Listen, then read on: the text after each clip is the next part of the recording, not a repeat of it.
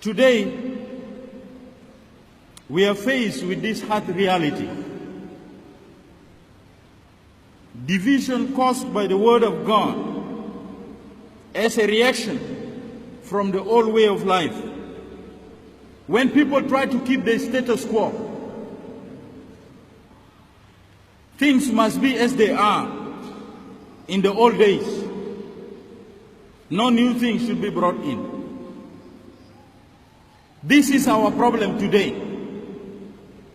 We want to rule South Sudan like as it was before during the time of King Hero. No. Read the signs of time. This is a modern time. Young people have gone to school. People know what is happening in and out. You cannot tell lies. You cannot. You cannot tell lies. Even in front of your children, you have to tell them the truth. If you don't tell them the truth, then things will go bad in your family. Most of our problem here is telling lies in terms of truth. There is discrimination in this country. There is corruption in this country. There is bullying in this country. There is injustices in this country. There is killing in this country. There is raping of women in this country, molesting of children in this country. Yet we say we are all right with all these diseases that I counted. Shall we not die?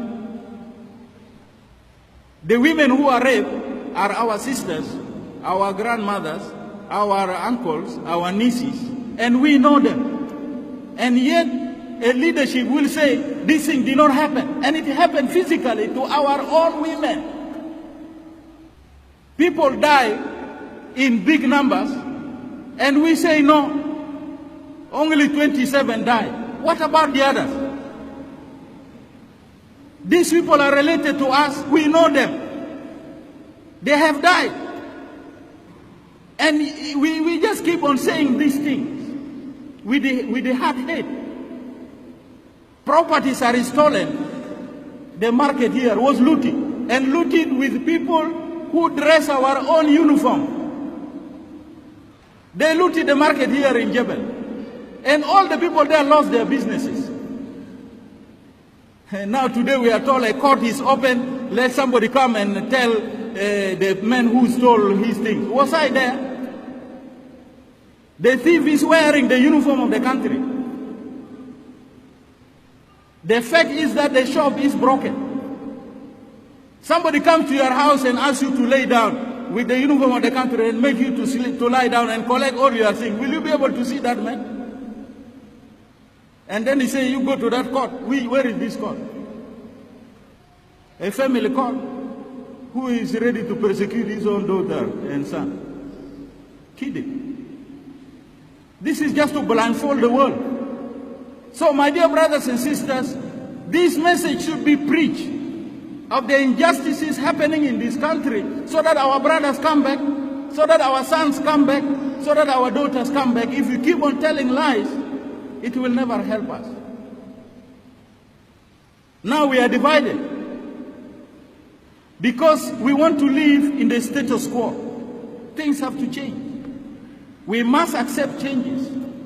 And this can only be told to us by people who see the truth as it is. And say the way we are living in life, it doesn't help us. We cannot go on cheating everybody every day. It doesn't help.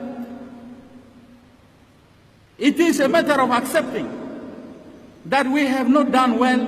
We are promising to go ahead, and we renounce the old ways of life and start doing new things.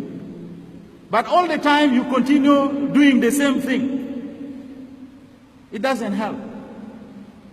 If you see the same people who are the one causing problems, the same people with the same uniform, going all over villages, the houses, and so on, well, they are different people according to you.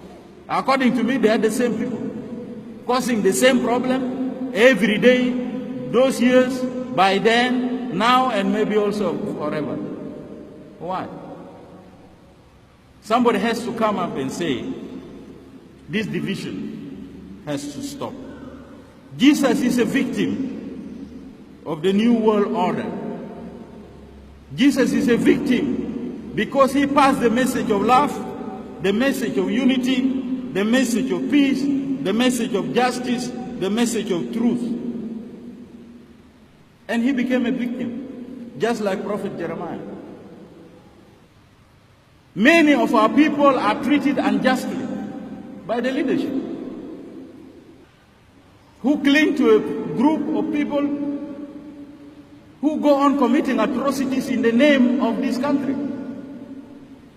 Yet all South Sudanese are not happy. They are not happy. But they have no way out. We are caught up by this group of people. 5, 6, 7, 8, 9, 10. Only these people torturing the whole country. A prophet must come up and say no. The second reading is calling for this virtue of fortitude. And he's explaining that as a Christian, we must discipline ourselves, just like the athletes. You have been hearing about the Rio de Janeiro. Our athletes went there to compete. If you go for a race, you must be well prepared to be able to win the trophy. Therefore, as Christians, we need to win up our trophy of being Christians by advocating for a just country, for just laws, for love, and for unity, not for divisions. The athletes do it at the expense of their physical pain. They suffer. But yet they let this suffering endure because they know that at the end they will harvest this golden trophy. So to be a prophet is not simple. Prophet Jeremiah had to pay for being thrown into the mud.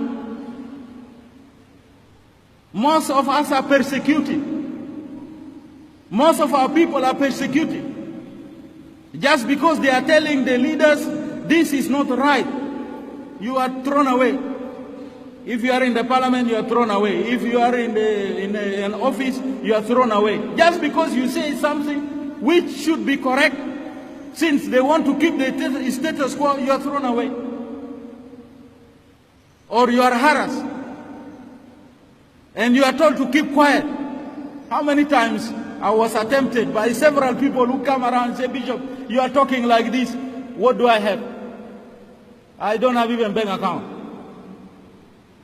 If you kill me, what do you gain? I will continue to tell you that you are a coward and you should be rightful person to accept the truth as it is. Our leadership has failed us. I say it anywhere. They have failed us. They have failed the cause of the people of South Sudan. They have rendered us helpless. We are now displaced, internally displaced, refugees, even beyond the time we were colonized.